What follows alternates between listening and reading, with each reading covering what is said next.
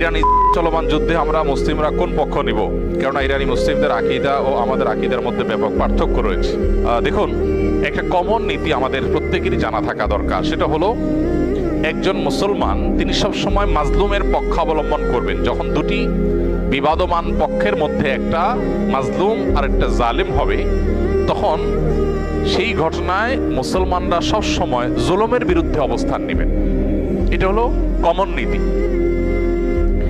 এমনকি জুলুমের শিকার মানুষটা যদি অমুসলিমও হয়, তারপরেও তার প্রতি মুসলমানের সিম্প্যাথি থাকবে। মুসলমান কখনো জুলুমের সাথে সঙ্গ দিবে না, যদি জালেম মুসলমানও হয়। অতএব আপনার সাথে কোনো মাজলুমের যদি আকীদাগত মতপার্থক্য থাকেও, সেই মতপার্থক্য আপন জায়গায় থাকবে, সেটাকে আপনি রাখবেন, এবং বিরোধিতার জায়গাটাও আপন জায়গায় থাকবে। কিন্তু এত সত্ত্বেও যদি সে জুলুমের শিকার হয়, তাহলে আপনি জুলুমের বিরুদ্ধে অবস্থান নেবেন। অন্তত সার্বিকভাবে, সামগ্রিকভাবে আপনি সেটার বিরুদ্ধে অবস্থান নিতে না পারলেও মানসিকভাবে হলেও তার বিরুদ্ধে আপনাকে অবস্থান নিতে হবে। এটা হলো মৌলিক নীতিমালা। মুসলমান কখনো জালেমের পক্ষে যেতে পারে না, মাজলুমের পক্ষ মুসলমান সবসময় নিবে।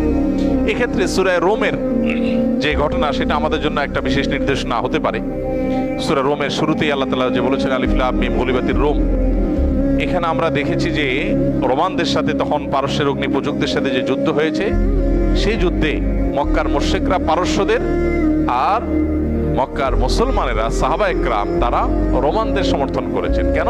কারণ রোমানদের সাথে আকীদাগত মতপার্থক্য থাকা সত্ত্বেও তারা আসমানি ধর্মে বিশ্বাসী, মুসলমানরা আসমানি ধর্মে বিশ্বাসী। এই জায়গাতে মিল আছে, এই যে ঐক্যের একটা যোগসূত্র আছে, সেটার ভিত্তিতে তাদের প্রতি সমর্থন ছিল। আর পারস্যের তারা মুশরিক ছিল, ঐক্যের যোগসূত্র ছিল না সে অর্থে, এই জন্য তাদের বিরুদ্ধে ছিল।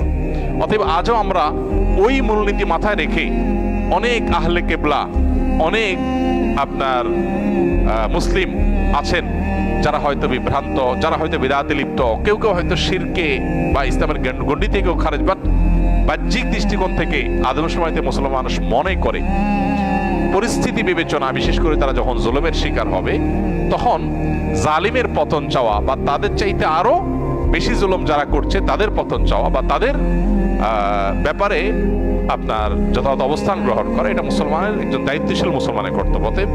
সে স্ট্যান্ড বা সে অবস্থানটা আমাদের এক্ষেত্রে হতে পারে।